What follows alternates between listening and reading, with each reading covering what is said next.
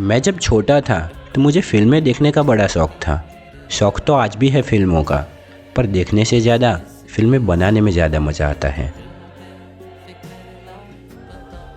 तो आप सोचेंगे कि इतने दिनों बाद मैं कैसे दिखा। तो हाँ भाई, मेरे लाइफ में भी एग्ज़ाम आती है, तो वही एग्ज़ाम, असाइनमेंट एंड पीपीटीज के टेंशन के बाद अब आ गया हूँ मैं एक नए ब्लॉग के साथ। वैसे एग्ज़ाम का टेंशन तो आज भी नहीं गया, पर वो कहते हैं ना कि life is too short to procrastinate. If you want to do something then do it now. So I have done my early 20s before a month and I want to share my 20 years experience of magical life. तो पहला magic हुआ था 30 सितंबर 2002, the day I was born. तो उस दिन मैं इतना रोया कि मेरा रोना बंद नहीं हो रहा था, और दूसरी तरफ मेरी मम्मी की हंसी नहीं रुक रही थी। मेरी मम्मी के लिए वो दिन बहुत स्पेशल था। एक तरफ मेरे पापा अपने इमोशन छुपाए बैठे थे, पर खुश तो वो भी बहुत हुए। मेरी दीदी को तो जैसे एक नन्हा खिलौना ही मिल गया हो, पूरे दिन अपनी गोदी में रखती और अपने हक जताती।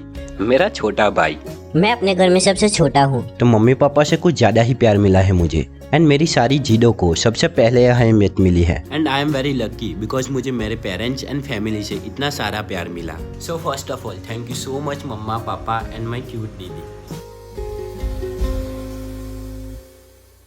इस दिल की आदत यही है, गिरकर संभलता नहीं है, जालिम समझता नहीं है ये कोई जुबान,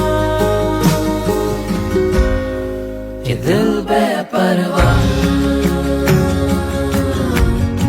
ये दिल बेपरवाह, ये दिल बेपरवाह, ये दिल बेपरवाह।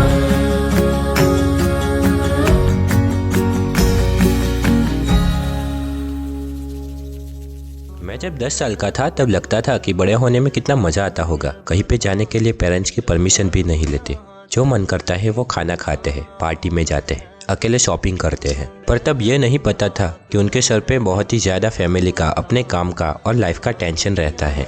पर अब मैं जैसे जैसे बड़ा होता जा रहा हूँ तब रियलाइज़ होता है कि वो डोरेमोन देखते देखते खाना खाना, दोस्तों के साथ साइकिल लेकर आम तोड़ने जाना, वो सुकून, वो मज़ा, वो अब नहीं रहा। भले ही आज मैं अपने पेरेंट्स से दूर रहकर जो चाहे वो खाना खा सकता हूँ, दोस्तों के साथ बाहर घूमने जा सकता हूँ, पर मेस में हमें कहाँ ऐसे कर जैसे जिद कर सकते हैं कि मम्मी ये बना दो वरना खाना नहीं खाऊंगा। और वो कहते हैं ना कि you doesn't value the things you have, you know the value of things you don't have. क्यों ढूंढे है तू रात में दिन का पता, जब मस्ती यहाँ चांदनी राहों में है। क्यों देखे है तू आँख भर एक सपना, सपने तो यहाँ बुनते हजारों में है। मैं बचपन में बहुत ही ज़्यादा शरारतें करता था, बहुत ही ज़्यादा अपने पेरेंट्स से जिद करता था और बाहर बहुत झगड़े भी करके आता था। 1 to 9 स्टैंडर्ड मैं पढ़ाई में बहुत ही एवरेज स्टूडेंट रहा हूँ, पर खेलकूद में सबसे आगे। Once upon a time in 9th standard maths के लेक्चर में मैं लास्ट बेंच पर बैठकर खाना खाता था। मुझे तब मैथ्स में इतना इंटरेस्ट नहीं था और सर को भी मुझे पढ़ाने में कोई इंटरेस्ट नहीं था। But as we know that all days are not same. एक दिन सर क्लास में थोड़ा लेट आए और वो भी उनका मूड ख़राब था, और जैसे ही वो क्लास में एंटर हुए वैसे मुझे खाना खाते देखा। तो अब आप समझ ही गए होंगे कि इसके बाद क्या हुआ। सर ने मेरी इतनी धुलाई की कि मेरी लाइफ में ना अभी तक किसी ने की थी और ना ही कोई करेगा। बस उस दिन मैंने डिसाइड कर दिया कि अगले टेस्ट में मुझे अच्छे नंबर से पास होना है और फिर सर को दिखाना है कि मैं भी कुछ कम नहीं हूँ। मुझे तब से पढ़ाई में धीरे धीरे इंटरेस्ट आने लगा। एंड यू गेस व्हाट, वो बच्चा 10वीं के बोर्ड एग्जाम में क्लास में 3rd हाईएस्ट नंबर से पास हुआ।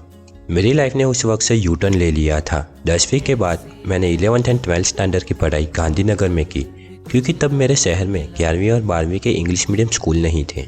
11वीं में आके मुझे जेई के बारे में पता चला कि इस एग्ज़ाम से गवर्नमेंट कॉलेज मिलते हैं। तो पूरा 11th मैंने जेई की एग्ज़ाम क्लियर करने के लिए सेल्फ स्टडी की। तब मैंने मेहनत तो बहुत की थी, पर जब मॉक टेस्ट देता था तो रिजल्ट नहीं आते थे। तो मैंने 12th स्टैंडर्ड में कोचिंग ज्वाइन की, जिसमें 11th एंड 12th स्टैंडर्ड की कंबाइंड स्टडी होती थी। वो एक साल मैंने कंसिस्टेंटली पढ़ाई की थी। उस वक्त मैंने सारे एग्ज़ाम दिए। तब मैथ्स ओलंपियाड का भी एग्ज़ाम मैंने दिया था। वो बच्चा जिसको 9th के मैथ्स में कोई इंटरेस्ट नहीं था, उस बच्चे ने मैथ्स ओलंपियाड में लेवल 1 मतलब PRMO क्लियर कर दिया था, और ये उसके लिए बहुत बड़ी बात थी। और आज वो शरारती बच्चा जिसको पढ़ाई से दूर दूर तक रिश्ता नहीं था, वो आज NIT सूरत, जो कि गुजरात की one of the best engineering college में से एक है, उसमें एडमिशन मिला। और बस ऐसे ही गिरते संभलते थोड़ी खुशियों और थोड़े गम के साथ मेरे लाइफ के 20 साल गुजर गए। इस दिल की आदत यही है।